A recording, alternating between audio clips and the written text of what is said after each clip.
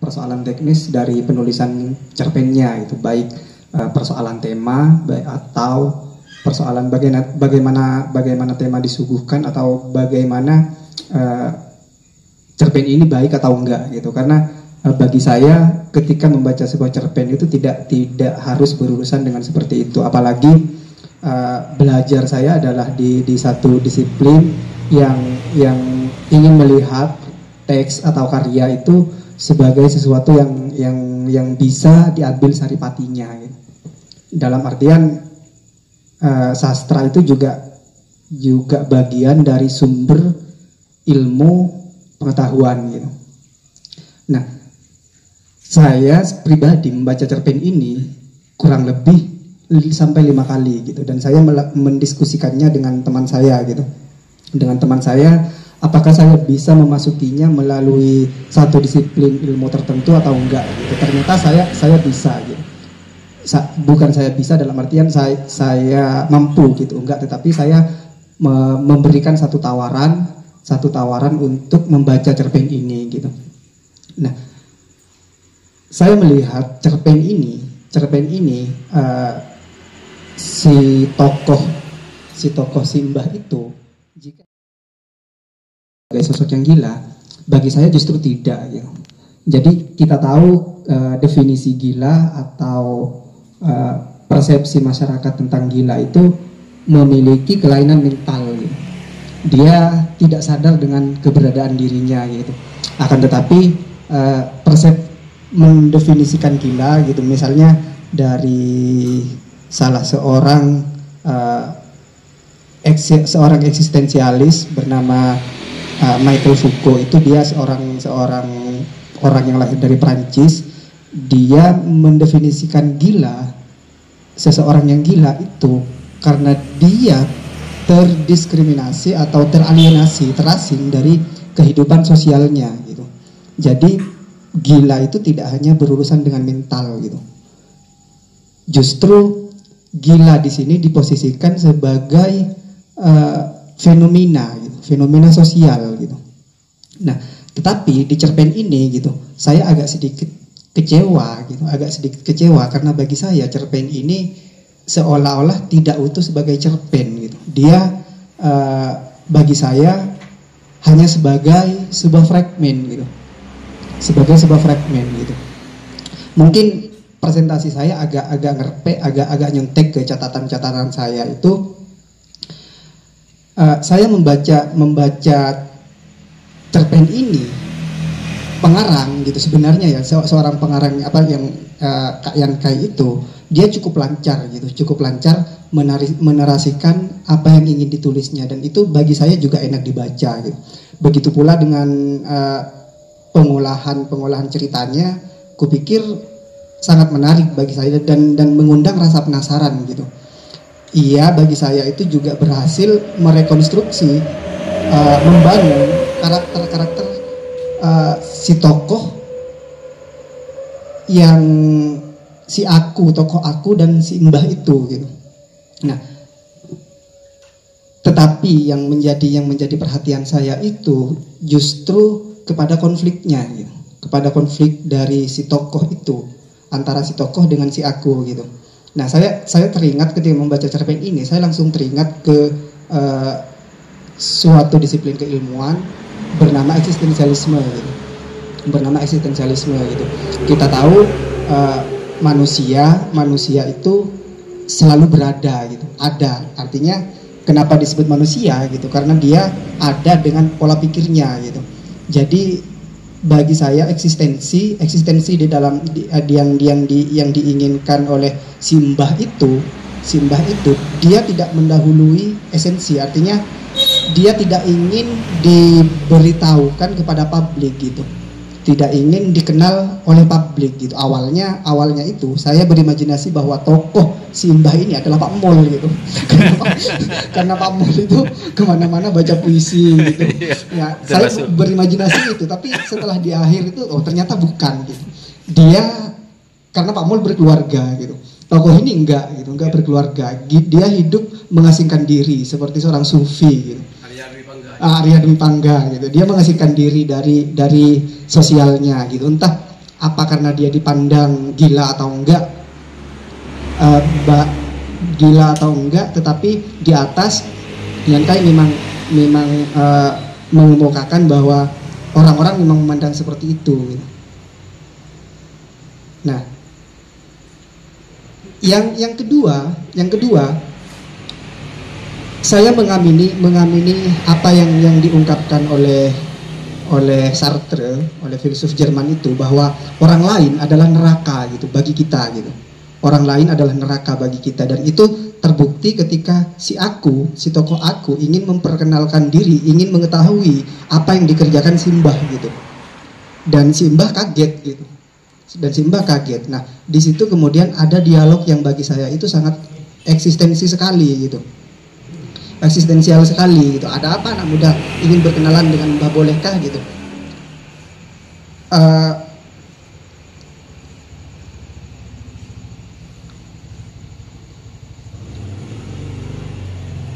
Nah, Simbah itu mengakui bahwa dirinya itu tidak mengerti apa-apa gitu. Dia tidak ingin menjadi guru dari si aku gitu. Meskipun si aku itu menginginkannya, ingin belajar dari si Simbah gitu. Nah, bagi saya ketika melihat sosok si Mbah itu, Kak Yankai sebagai seorang penulis itu, dia menyuguhkan satu karakter yang bagi saya itu justru juga sebagai narator gitu. Pembacaan atas karakter ini didasarkan kepada subjeknya, bagi saya didasarkan kepada subjeknya, yaitu si aku itu. Dia mengandaikan si Mbah itu memiliki punya struktur tertentu gitu, punya pengalaman-pengalaman yang unik gitu. Nah, tetapi itu tidak begitu panjang, adegan di situ tidak begitu panjang. Makanya kemudian saya mengambil kesimpulan bahwa bagi saya cerpen ini hanya sebuah fragmen gitu. Hanya sebuah fragmen. Dia tidak utuh karena konflik yang dihadirkan pun juga tidak begitu banyak gitu. Begitu singkat gitu. Dan mungkin ini pembacaan subjektif saya ya. Saya berdiri sebagai pembaca bukan sebagai pembedah gitu. Sebagai pembaca. Nah, ada tiga aspek sebenarnya, karena saya juga ingin memasuki melalui pembacaan analisis psikologi gitu. Ada tiga aspek yang saya garis bawahi adalah ego atau keberadaan keinginannya itu Simbah itu seolah-olah ingin melepaskan diri dari dunia nyata gitu. Entah itu apa yang melatar belakangi, saya tidak tahu gitu. Di cerpen itu tidak disebutkan secara menyeluruh gitu. Dia punya ego gitu.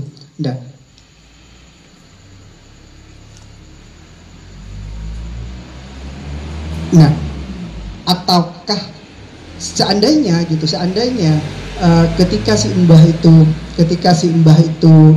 ketika dipandang sebagai sosok yang gila itu sangat jelas dalam artian dia bahwa memang situasi masyarakat di situ menganggap bahwa si Mbah itu gila gitu, dalam artian gila tanda petik gitu, bahwa dia ingin mencapai tujuannya gitu, ingin dengan ketekunannya atau mungkin dia memang teralienasi dari kehidupan sosialnya gitu. Tetapi di sini tidak dijelaskan itu gitu. Justru yang sangat intim itu aku dan si Mbah itu bagi saya yang membuat cerpen itu menjadi tidak menarik bagi saya gitu. Tidak menarik dalam artian sebagai suatu cerita yang utuh gitu ya. Nah, tentunya saya ketika membaca cerpen ini pun juga berupaya untuk memahami penulisnya gitu. Memahami penulisnya, karena bagi saya karya sastra itu tidak berangkat dari ruang yang kosong gitu. Dia berangkat dari satu titik situasi atau kebudayaan atau situasi sosial yang ada problem di situ. Dan saya tidak menemukan problem sosial masyarakat di situ. Cerpen ini bagi saya adalah sangat privasi atau jangan-jangan memang ingin menyisahkan dirinya sendiri gitu, si penulis gitu ya. Saya teringat dengan cerpennya Avianti Arman itu, tapi saya lupa judulnya. Dia mengisahkan sesosok yang aneh juga ya. Aneh juga, mungkin bisa di searching di Google cerpennya Avianti Arman gitu. Tetapi perbedaannya, jika Avianti Arman itu sangat utuh menceritakan konflik atau konflik yang terjadi di dalam cerpen itu secara narasinya sangat ketat gitu. Justru di sini sangat pendek gitu. Sangat pendek, dan itu bagi saya seolah-olah terburu-buru gitu. Cerpen ini untuk diselesaikan itu terburu-buru. Penulis itu seolah-olah terjebak dengan tuntutan teks gitu. Terjebak dengan tuntutan pikirannya sendiri gitu. Itu. Nah, terlepas dari ending yang saya pikir sangat absurd gitu. Tiba-tiba Simbah itu meninggal tanpa penyebab gitu. Itu bagi saya sangat absurd gitu. Bagi saya sangat tidak masuk akal, dan itu yang menyebabkan juga bagi saya cerpen ini tidak menarik dan mengecewakan saya sebagai pembaca gitu. Sebagai pembaca. Nah,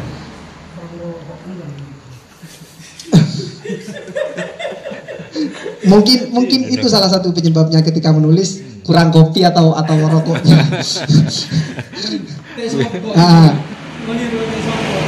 Nah, eksekusi.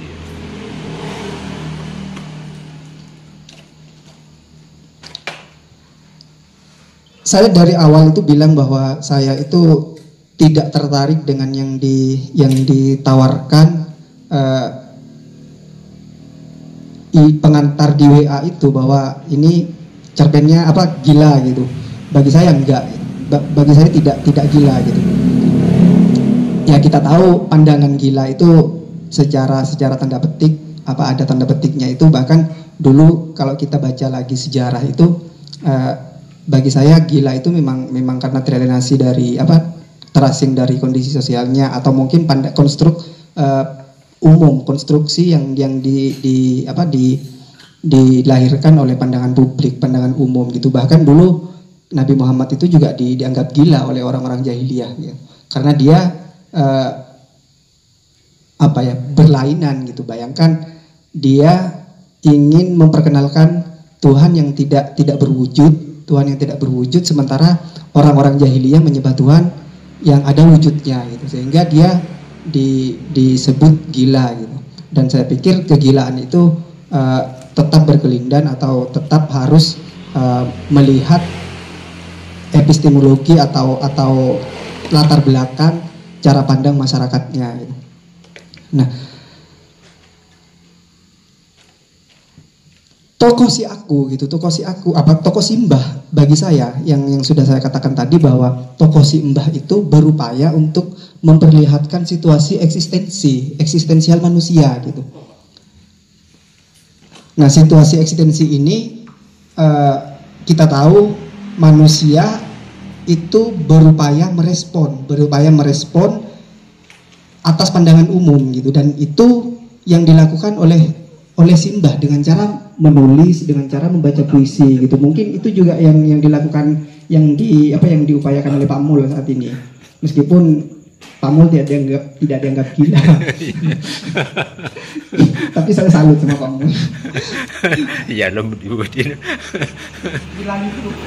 Nah, gila subscriber, di subscribe.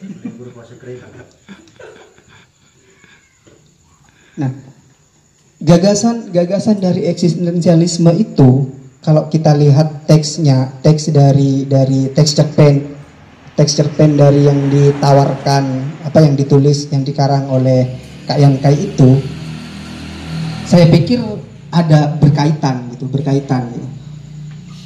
Pertama, uh, mungkin kalau dalam pandangan Islam, dalam pandangan filsuf Islam ini tidak sama gitu ya.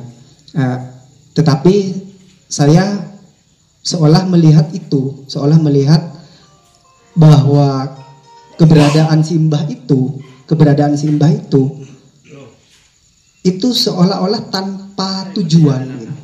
Tanpa tujuan, dia tidak punya tujuan apa-apa, ya sudah dia melakukannya saja secara bebas gitu. Secara bebas untuk, meskipun tidak dengan tujuan memperkenalkan diri kepada publik gitu. Dia terus-menerus melakukan. Nah, itu bagi saya proyek eksistensi gitu di dalam tokoh simbah gitu. Apa yang menyebabkan simbah melakukan itu? Ya tentu ada pergulatan batin gitu. Ada pergulatan batin, meskipun secara tidak terang itu disebutkan. Tidak secara terang disebutkan, karena cerpen ini saya pikir sangat pendek gitu ya. Pertanyaan akan makna, sehingga eksistensi itu tidak hanya berfungsi sebagai suatu pencarian jati diri. Tidak, bagi tidak hanya seperti itu.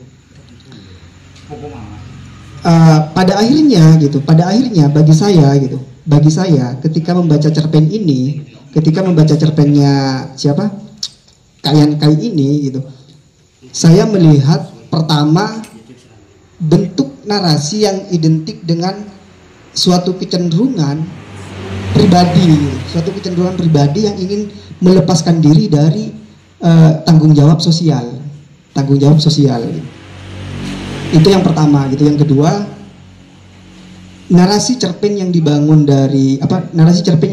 oleh Kak Yan Kai seolah-olah bagi saya itu tidak mengikuti logika etis dalam artian logika yang dikonstruksi oleh masyarakat saat ini gitu. Dia terasing, dia berada di suatu wilayah menyepi, dan itu tidak biasa gitu. Itu tidak biasa. Nah, terjebak ke mungkin apa yang disebut sebagai estetika kultural saja gitu. Artinya estetika yang suatu cara pandang terhadap sesuatu apa yang masih natural gitu. Karena hal-hal yang berbau modernisme memang saya tidak menemukannya di sini gitu. Itu yang kedua gitu. Nah, dan yang terakhir saya menemukan upaya si Mbah itu, meskipun itu tidak secara gamblang, secara terang dikatakan bahwa si Mbah itu bagi saya gitu, dia ingin berupaya melihat atau menghadapi persoalan sosial yang menolak keberadaan dia dengan cara aneh, melihat dengan cara aneh. Mungkin Pak Mul itu sebagai ekspresi tekstual gitu. Karena ekspresi tekstual di sini, teks tidak hanya berurusan dengan tulisan gitu, tapi teks itu juga bisa diartikan sebagai apa yang kita lihat. Misalnya Pak Mul gitu, Pak Mul bisa juga dijadikan sebagai teks gitu.